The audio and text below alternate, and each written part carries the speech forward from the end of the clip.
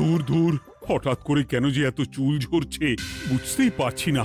কতদিন হয়ে গেল চুল ওঠা আর থামছেই না। না, এমন হতে থাকলে তো মাথায় টাক পড়ে যাবে। না না না, আজ রাজবৈদ্যের কাছে পরামর্শ নিতে হবে। কি ব্যাপার মহারাজ, আজ আপনাকে এমন চিন্তিত দেখাচ্ছে কেন? জীবনে বড় দুঃখ গোপাল, মন মেজাজ একদম ভালো নেই। সে কি, কি হয়েছে মহারাজ? গোপাল থাকতে দুঃখ কিসের? আর বলো না, মাথার চুলগুলো আজকাল ঝড়ে পড়া পাতার মতো পটপট করে ঝরে যাচ্ছে। আমি তো জানি কেন এমন হচ্ছে, কিন্তু এখনই মুখ খুললে চলবে না। আর একটু বেশি বিপদ বাড়লে তখন মাঠে নামবো। তাই বলুন। এ তো খুব ছোট ব্যাপার, চুল ঝরলে টাক পড়বে, আর সেটা পড়া কত ভালো জানেন? কথায় আছে, যত বড় টাক তত বেশি টাকা। তুমি চুপ করো তো বাপু। যদি টাক থাকলেই টাকা হতো, তাহলে তোমার টাকা কোথায়? যেটা বোঝো না সেটা নিয়ে কথা বলো না। তাই না তাই, মহারাজের ঝরছে চুল, চিন্তার ভাঁজ মাথায়।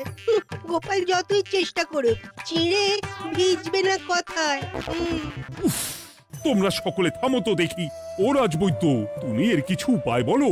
আগে মহারাজ, অনেক সময় দেহে ওই লৌহের পরিমাণ কমে গেলে এমন চুল ঝরে। আপনি বরং পালং শাক, ওই কিশমিশ, কলা ও আরো কিছু ফল আমি বলে দিচ্ছি, সেগুলো বেশি করে খান। আচ্ছা আচ্ছা আচ্ছা, তবে তাই করে দেখি।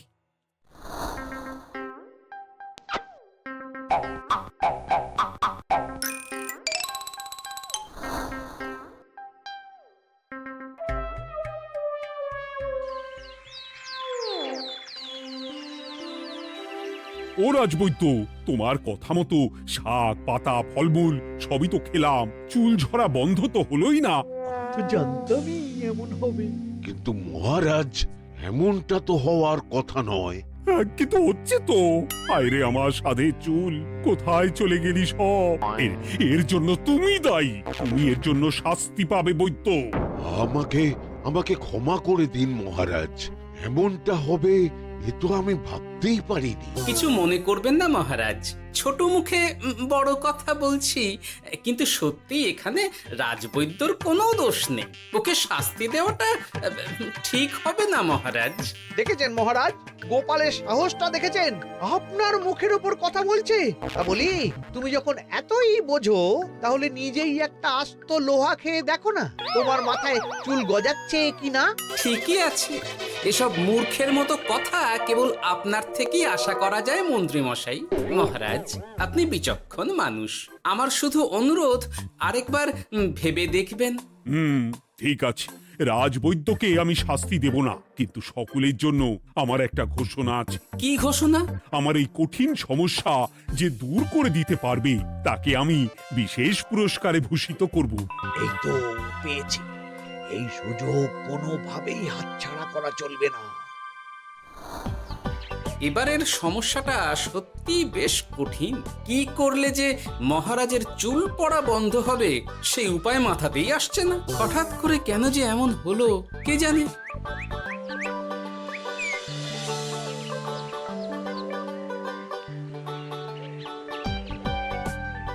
ও মা, তুমি এসে গেছো? একটু বসো, আমি তেলটা মেখেই হাত ধুয়ে খাবারটা বাড়ছি। হ্যাঁ, সে ঠিক আছে, কিন্তু তুমি কিসের তেল মাখছো এটা? কি আবার মাথার চুলের তেল? এখানেও চুল, ওদিকে মহারাজেরও চুল ঝরে পড়া নিয়ে আমরা সবাই হিমশিম খাচ্ছি গিন্নি। আরে, মহারাজের অত সুন্দর কালো চুলগুলো ঝরে যাচ্ছে, এ তো ভারী দুঃখের কথা। সে আর বলতে। ওই জন্যই তো আমি বাবা মাথায় এই জড়িবুটি তেল মাখি। এতে চুলের গোড়া শক্ত করে, চুলকে ভালো রাখে, নতুন চুল গজায় সব। হ্যাঁ। কি কি বলে নতুন চুলও গজায়? সত্যি? হ্যাঁ, বাহ, তাহলে আর চিন্তা কি। আমাকে এই তেলটা একটু দিতে পারবে গিন্নি? মহারাজকে দিয়ে আসি। উনি বলেছেন যে ওনার সমস্যা দূর করতে পারবে তাকে উনি পুরস্কার দেবেন। ওমা, এই তাই নাকি? এই তো দারুণ ব্যাপার গো। নাও নাও নাও, তেলখানা নিয়ে মহারাজকে কাল দিয়ে এসো তাহলে। আর জানিয়ে দিও, দিনে 2 বার কিন্তু তেল মাখতেই হবে। হ্যাঁ, আচ্ছা, ঠিক আছে।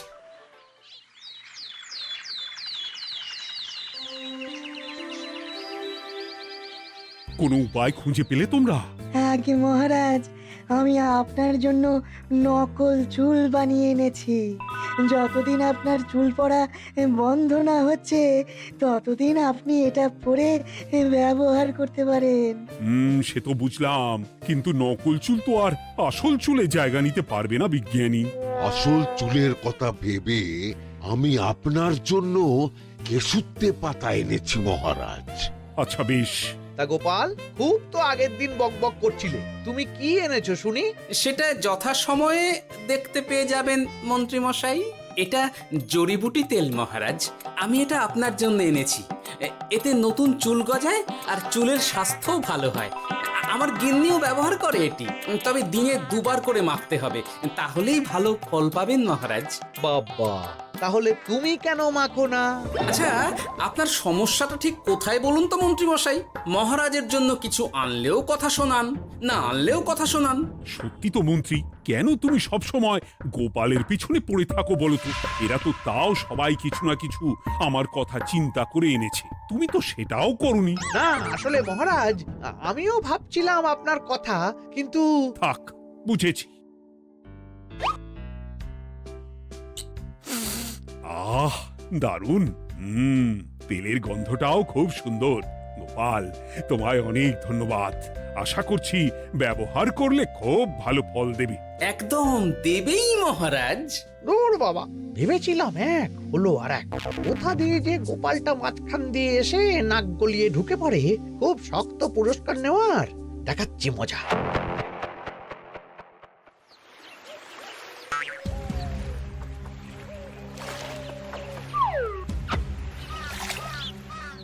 এবারে গোপালের তেল দিয়েই সব কিছু তোলপাড় করব।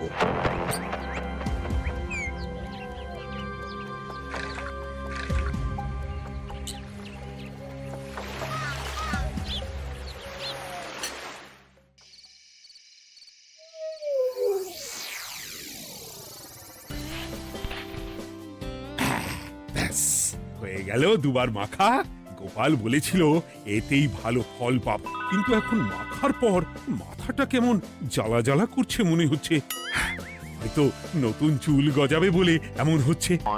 কাল সকালে বোঝা যাবে। এতক্ষণে বোধহয় ছোট ছোট চুল গজিয়েই গেছে। কি এটা চুল গজানোর তেল ছিল নাকি পড়ে যাওয়ার? হে ভগবান, যেটুকু বাকি ছিল সেটাও ঝরে পড়ে টাক পড়েই গেল। হ্যাঁ, গোপালই হলো যত নষ্টের গোড়া। আজ আসুক সভায়।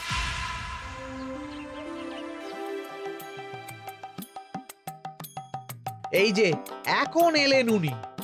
ও কি মহারাজ, আপনি এমন কাপড় মাথায় জড়িয়ে বসে আছেন কেন? তুমি আর এমন প্রশ্ন জিজ্ঞাসা করো না গোপাল, তোমার দয়াতেই মহারাজের এমন অবস্থা। মানে? মানেটা আমি তোমায় দেখাচ্ছি, দাঁড়াও। এই যে গোপালের দেওয়া তেল মেখেই আমার এমন হয়েছে, আর তার জন্য আমি তোমাকে কোনোদিনও ক্ষমা করব না গোপাল। বিশ্বাস করুন মহারাজ, আমার গিন্নিও মাখে এই তেল, কিন্তু এমন কিছু তো এখনো পর্যন্ত ঘটেনি। আমি আর কিচ্ছু শুনতে চাই না। আমার মাথা ভর্তি চুল আমি ফেরত চাই। যতদিন না আমার মাথার সব চুল ফিরে আসছে ততদিন আমি তোমার মুখও দেখতে চাই না। মহারাজ, আপনার কোনো চিন্তা নেই, আমি তো আছি। এবার এই সমস্যার একটা সমাধান আমি করেই ছাড়বো। কি ব্যাপার, মন্ত্রী মশাই এত লাফাচ্ছে কেন? এসবের পেছনে আবার ওনার হাত নেই তো? না, ব্যাপারটা পরে দেখতে হচ্ছে।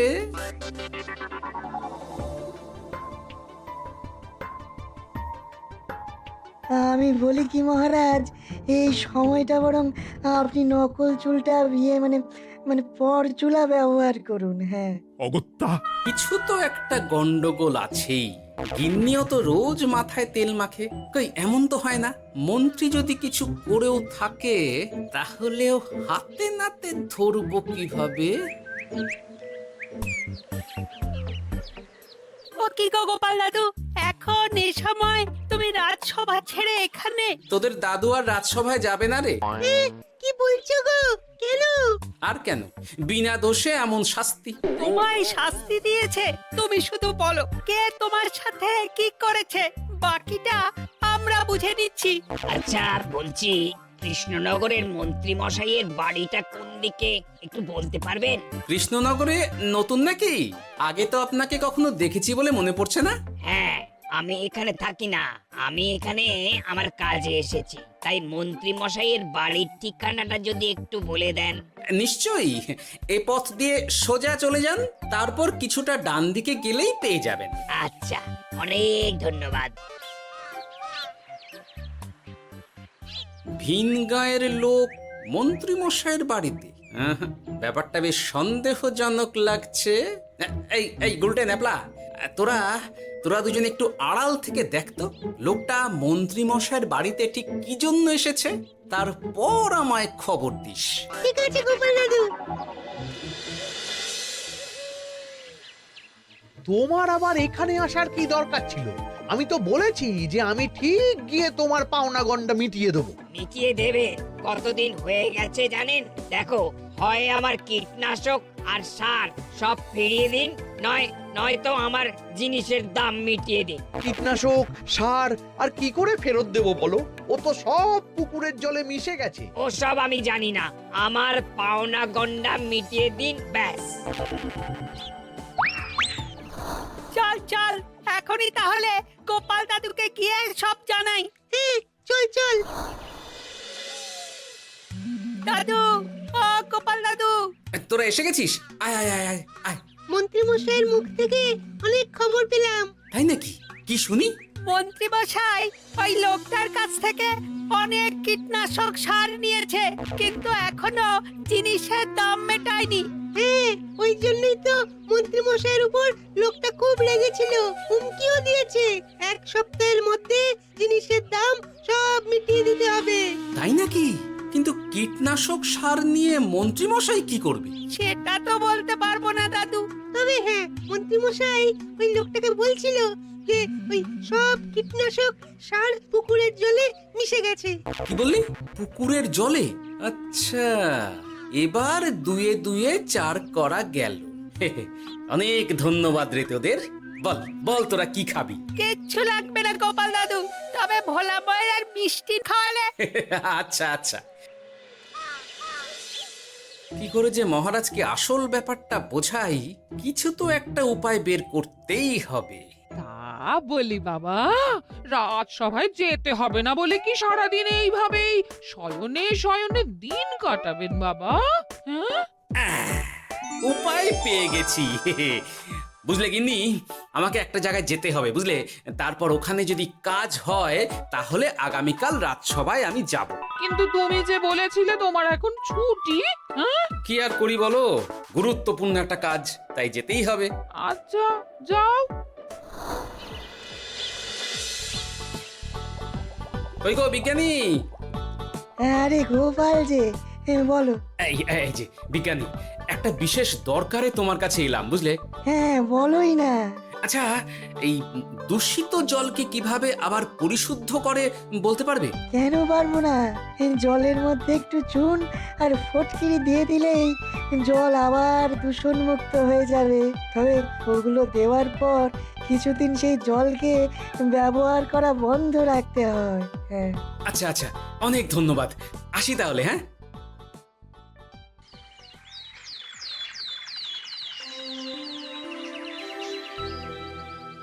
ছায়া পড়েছে, ছায়া পড়েছে। আমি বেশ বুঝতে পারছি তার ছায়া পড়েছে এখানে। কার ছায়া পড়েছে? আজকাল তোর মাথা থেকে অনেক চুল ঝরে পড়ছে, তাই না?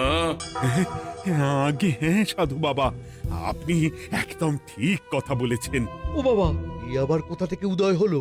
আরে আমি একা গিয়ে সেই স্নানের পুকুর পরিদর্শন করতে চাই। যথা আজ্ঞা বাবা।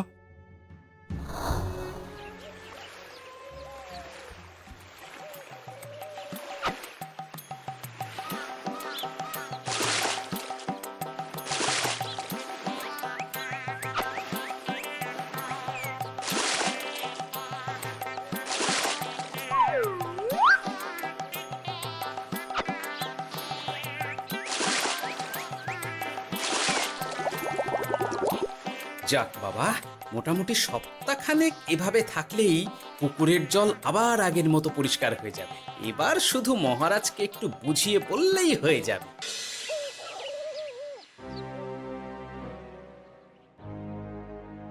কি বুঝলেন সাধু বাবা? আমার অনুমানটাই ঠিক ছিল। পুকুরের জলে কালো ছায়া পড়েছে, কুদৃষ্টি পড়েছে, তাই এমন হচ্ছে। সে কি? কি কালো ছায়া? যত সব বাজে কথা। জল দূষণ করলাম আমি, আর দোষ পড়ছে কালো ছায়ার উপর। তাহলে এখন কি হবে? চিন্তার কোনো কারণ নেই। আমি মন্ত্রপুত ভস্য ছড়িয়ে দিয়েছি। 1 সপ্তাহ ওই পুকুরের জল স্পর্শ তো দূর, পুকুরের কাছেও যাওয়া নিষেধ। তাহলে আমার মোহরের কি হবে? যথা আজ্ঞা সাধু বাবা। ও কি, তাহলে মহারাজ এতদিন স্নান করবেন কোথায়? সে কথা কাউকে চিন্তা করতে হবে না। মহারাজের ওপরে কালো ছায়া পড়া জল পড়েছে, তাই আগে সেটা শোধন করতে হবে। আমাকে তাহলে কি করতে হবে সাধু বাবা? আমার শিষ্য গোপাল আমাকে আগেই এই বিষয় জানিয়েছিল। আমি তার হাত দিয়েই তোর স্নানের জল পাঠিয়ে দেব। তাই আগামী 1 সপ্তাহ সেই জল দিয়েই তোকে স্নান করতে হবে। কি গোপাল?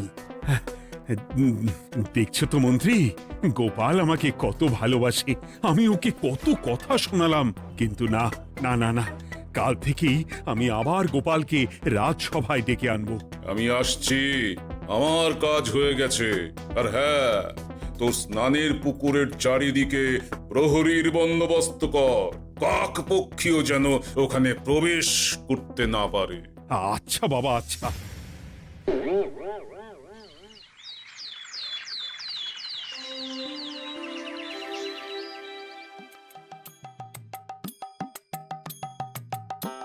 গোপাল, তোমাকে আবার এখানে দেখতে পেয়ে আমার খুব ভালো লাগছে। তোমার গুরুদেব গতকাল এসেছিলেন, কিছু মনে করো না। না বুঝেই তোমাকে অনেক কথা শুনিয়েছি। না মহারাজ, আমি জানি আপনি আমাকে খুব ভালোবাসেন, তাই আমি কিছু মনে করিনি মহারাজ। এই নিন, আমি আপনার স্নানের জল এনেছি। হ্যাঁ হ্যাঁ হ্যাঁ, দাও দাও দাও।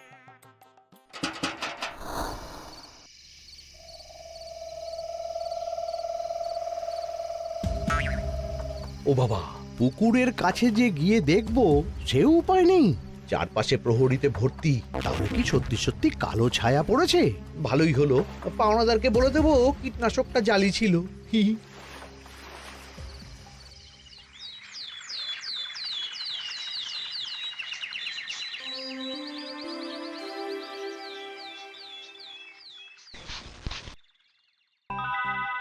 এই তো আমার সেই পুরনো কালো চুলগুলো আবার ফিরে এসেছে। আহা, কি যে আনন্দ হচ্ছে দেখে। আজ 1 সপ্তাহ সম্পূর্ণ হলো। গোপালের জন্য আমার স্নানের পুকুর থেকে কালো ছায়া দূর হয়েছে। আমাকে এই সমস্যা থেকে দূর করার জন্য আমি গোপালকে 100টি মোহর উপহার দিতে চাই। ধন্যবাদ মহারাজ।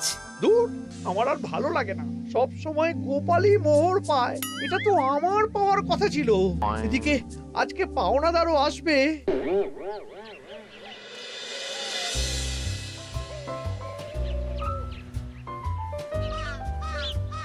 গোপাল দাদু, ওই লোকটা এসে গেছে।